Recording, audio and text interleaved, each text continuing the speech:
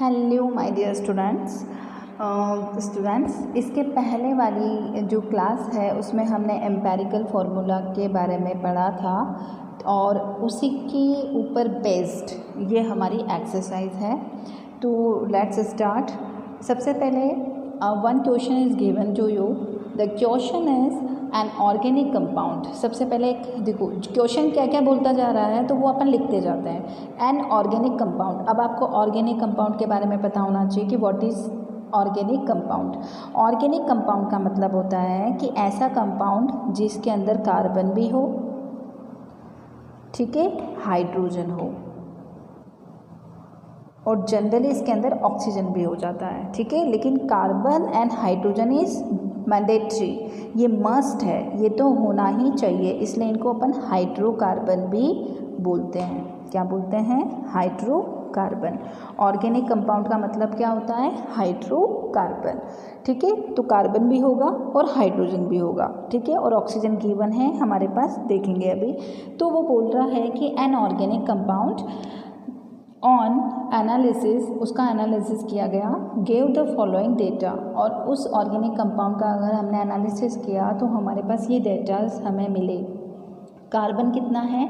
57। Total percent कितनी होती है? 100%, ठीक है। उसमें से 100% में से कार्बन कितना है हमारे पास? 57.82%। हाइड्रोजन कितना है? 3.6%। एंड रिमेनिंग कितना होगा? आप इन दोनों को ऐड करके 100 में से माइनस कर देंगे तो वो रिमेनिंग आ जाएगा, ठीक है। तो आपके पास ये डेटा दिया गया है। इट्स वेपर डेंसिटी, फॉर्मूला है इसका, आगे बताऊंगी मैं। इस वेपर डेंसिटी कितनी है? 83 है। तो find out it's empirical formula, इसका एम्पेरिकल फार्मूला और मॉलिक्यूलर फार्मूला। मॉलिक्यूलर फार्मूला निकालने के लिए हमें वेपर डेंसिटी की ज़रूरत पड़ेगी, इसलिए दी गई है, लेकिन अभी ज़रूरत नहीं है। पहले हमें क्या निकालना होगा? Empirical formula. तो यहाँ पर ये इस तरीके के क्वेश्चन जब भी आता है तो उसके लिए सबसे पहले आपको इस तरीके की टेबल बनानी है। एलिमेंट, परसेंटेज, एटॉमिक मास, उसके बाद relative atomic mass, simple ratio, simple whole number ratio, ये सब मैं सिखाऊंगी अभी कि कैसे निकालना है। एलिमेंट नंबर 1, एलिमेंट जो आपको दिया है वो कौन सा है? कार्बन, ठीक है। कार्बन का परसेंटेज कितना है? 57.82। उसके बाद दूसरा जो है वो हाइड्रोजन है, कितना है? 3.60। और थर्ड कितना क्या है? ऑक्सीजन। उसकी हमें परसेंटेज नहीं दी गई है तो कैसे निकालेंगे? इन दोनों को प्लस करके 100 में से माइनस कर देंगे तो हमारे पास जो रिमेनिंग वैल्यू आएगी वो कितनी आएगी? 38.58, ठीक है। ये फिक्स निकालनी है तो आपको 100 में से ही माइनस करना है, इन दोनों को प्लस करके 100 में से माइनस करेंगे तो ये वैल्यू हमारे पास आ जाएगी। अब आता है एटॉमिक मास। कार्बन का एटॉमिक मास, कार्बन का एटॉमिक नंबर होता है 6। एटॉमिक मास निकालने के लिए 2 × 6 = 12। हाइड्रोजन का एटॉमिक मास फिक्स होता है, इसमें हमारी फॉर्मूला नहीं चलता है। हाइड्रोजन का हाइड्रोजन का एटॉमिक मास 1 ही होता है। और ऑक्सीजन का एटॉमिक नंबर होता है 8 और एक ऑक्सीजन का एटॉमिक नंबर 8 है तो उसका एटॉमिक मास 2 × 8 मीन्स 16। तो हमारे पास कार्बन कितना है? एटॉमिक मास 12, इसका कितना है? 1 और इसका कितना है? 16। क्लियर है आपके पास? ये चीज़ हमारे पास आ चुकी है। अब आता है हमारे पास relative number of moles. Relative number of moles निकालने के लिए आप क्या करेंगे? जो ये परसेंटेज दी गई है इसको डिवाइड कर देंगे एटॉमिक मास से। तो 57.82 अपॉन 12, वैल्यू कितनी आ गई अपने पास?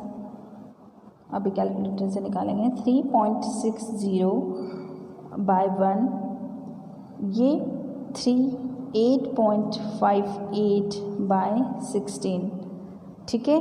तो वैल्यूज़ हमारे पास जो आई है वो कितनी है?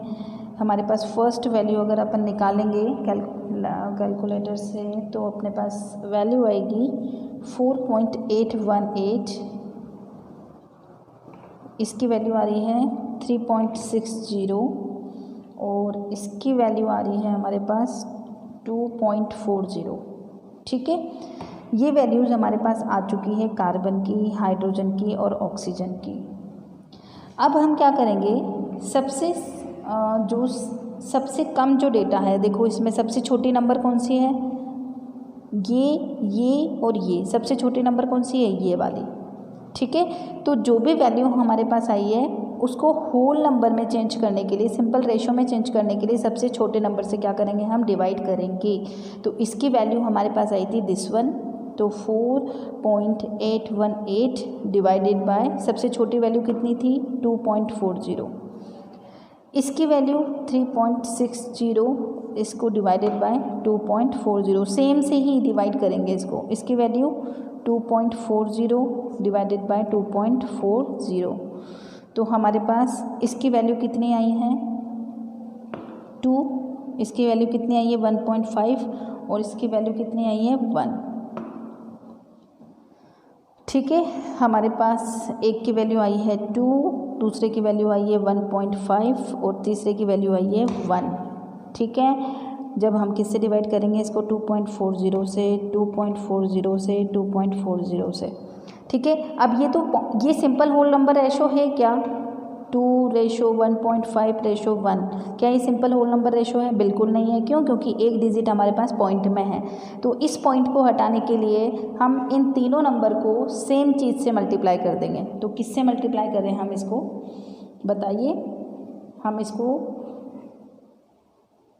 किससे मल्टीप्लाई करें, 2 से करें, तो क्या ये नंबर चेंज हो जाएगा, 2 2 ज़ा 4, 1.5 × 2 3 और ये 2, तो हमारे पास रेशो क्या आया 4:3:2, तो ये तो क्या बना 4, ये क्या बना 3, ये क्या बना 2। रब कर रही हूँ, देख लीजिए एक बार, ये वैल्यू हमारे पास कैसे आई है ये देखेंगे। इसको आपने डिवाइड किया तो आपके पास ऊपर वाली वैल्यू आई है, इन तीनों की जो वैल्यू आएगी उसमें से सबसे छोटा नंबर है, ठीक है, उससे हम सबको डिवाइड करेंगे। तो सेम नंबर से हमने सबको डिवाइड किया तो हमारे पास रेशो आ जाएगा। लेकिन अगर रेशो आपका पास होल नंबर में आता है तब तो कोई बात नहीं, कुछ नहीं करना फिर आगे आपको। लेकिन अगर आपका होल नंबर में नहीं आता है, पॉइंट में आ रहा है, तो आपको उसको सबसे छोटे नंबर से मल्टीप्लाई करना पड़ेगा ताकि आपका जो ये डेसिमल नंबर है ये होल नंबर में चेंज हो जाए। तो हमने इसको कर दिया मल्टीप्लाई बाय 2, तो हमारे पास जो रेशो आया वो 4:3:2 आया है, 4:3:2। तो हमारे पास एम्पेरिकल फॉर्मूला जो बना है वो कितना बना है 4, तो हमारे पास क्या है कार्बन, तो C4, हाइड्रोजन कितना आया 3, तो H3, और ऑक्सीजन कितना आया 2। तो ये आपके पास क्या आ चुका है एम्पेरिकल फॉर्मूला। ठीक है, अब हमें एम्पेरिकल फॉर्मूला के बाद हमें मॉलिक्यूलर फॉर्मूला निकालना है। तो मॉलिक्यूलर फॉर्मूला निकालने के लिए सबसे पहले हमें इसका क्या निकालना है एम्पेरिकल मास। एम्पेरिकल मास, एक हाइड्रोजन का मास होता है 12, तो 4 का कितना होगा प्लस एक हाइड्रोजन का होता है 1, तो 3 का कितना होगा प्लस एक ऑक्सीजन का होता है 16, तो 2 का कितना होगा 16। तो ये हमारे पास एम्पेरिकल मास आ गया, कितना आया 83। अब हमारे पास ये मॉलिक्यूलर मास निकालने का फॉर्मूला जो है, मॉलिक्यूलर मास निकालने का फॉर्मूला क्या है, vapour density multiply by empirical mass, vapour density into empirical mass. Vapour density दी गई है इनटू एम्पेरिकल मास।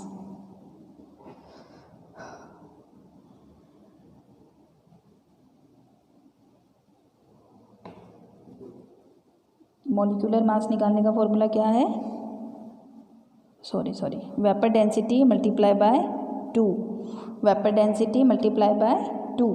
तो वेपर डेंसिटी हमारे पास कितनी आई है 83, वेपर डेंसिटी 83 है, मल्टीप्लाई बाय 2, तो कितना आ गया हमारे पास 166। ठीक है, उसके बाद जो हमें निकालना है molecular formula molecular mass, sorry not formula, molecular mass. तो फॉर्मूला हमारे पास क्या है, मोलिक्यूलर मास, एक फॉर्मूला है molecular mass upon empirical formula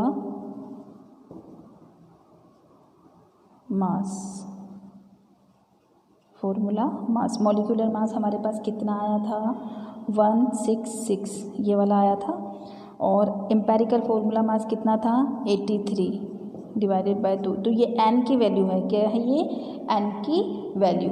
तो हमारे पास एग्जैक्ट जो है, मतलब आपने इसको, ये जो फॉर्मूला आपके पास आया था ना, कौन सा आया था, ये C4H3O2, इसको आपने किससे काटा था, 2 से। तो वापस आपको इसको मल्टीप्लाई किससे करना पड़ेगा, 2 से मल्टीप्लाई करेगा। जैसे कि C6H12O6, तो मैं इसको किससे कट कर रही हूँ, 2 से, तो 2 1, तो CH2O बना। तो ये 2 किससे कट किया आपने, 2 से, तो वो वही 2 निकाला है अपन ने यहाँ पर, वही वैल्यू निकाली है अपन ने यहाँ पर।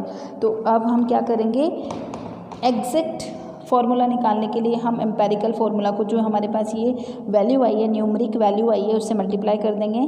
तो C4H3O2 मल्टीप्लाई बाय 2, तो हमारे पास जो एग्जैक्ट फार्मूला आएगा वो क्या बनेगा, C8H6O4।